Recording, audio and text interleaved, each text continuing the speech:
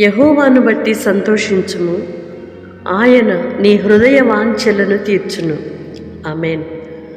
ప్రియ సహోదరి సహోదరుడా, యేసుక్రీస్తు నామమున మీ అందరికీ నా హృదయపూర్వకమైన వందనాలు, శుభాలు తెలియజేస్తున్నాను.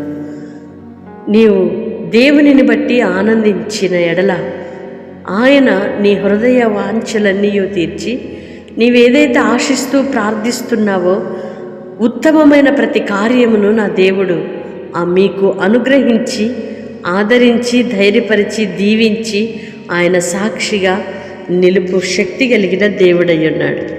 నీ హృదయంలో ఉన్న వేదన, వ్యాకులత అంతటినీ తొలగించుకొని దేవునిని బట్టి మాత్రమే నీవు సంతోషించు. యెహోవా నామమును బట్టి సంతోషించు.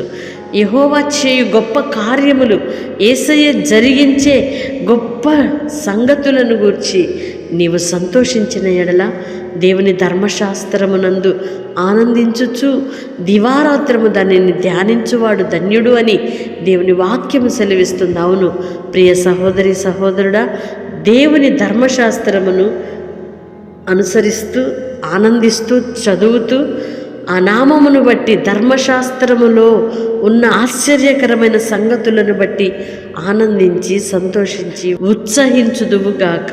ఆమేన్. పరిశుద్ధుడైన దేవా, ప్రేమ కలిగిన తండ్రి, మీ స్తోత్రాలయ్యా. ఇంతవరకు మీ కృపలో మమ్మలను భద్రపరిచారు. అవునయ్యా, మేము మీ ధర్మశాస్త్ర క్రియలను బట్టి, మీ కృపను బట్టి నా తండ్రి ఆనందించుచు, సంతోషిస్తూ మీ నామమునకు మహిమకరముగా జీవించుటకు కృప దయచేయమని వేడుకుంటున్నాం. నీ పిల్లల హృదయాలలో నా తండ్రి ఏదైతే ఆశిస్తున్నారో, ప్రార్థిస్తున్నారో, ఎదురు చూస్తున్నారో, కనిపెడుతున్నారో నాయన, వారి హృదయ వాంఛలన్నీ తీర్చబడునుగాక.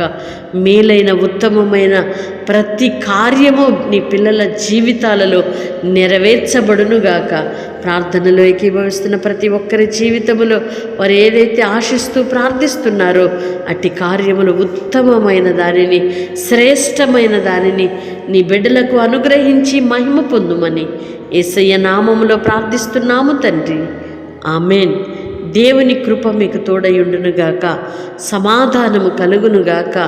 ఆయన కృప నిరంతరము మీకు తోడుగా ఉండి నడిపించునుగాక. ఆమేన్.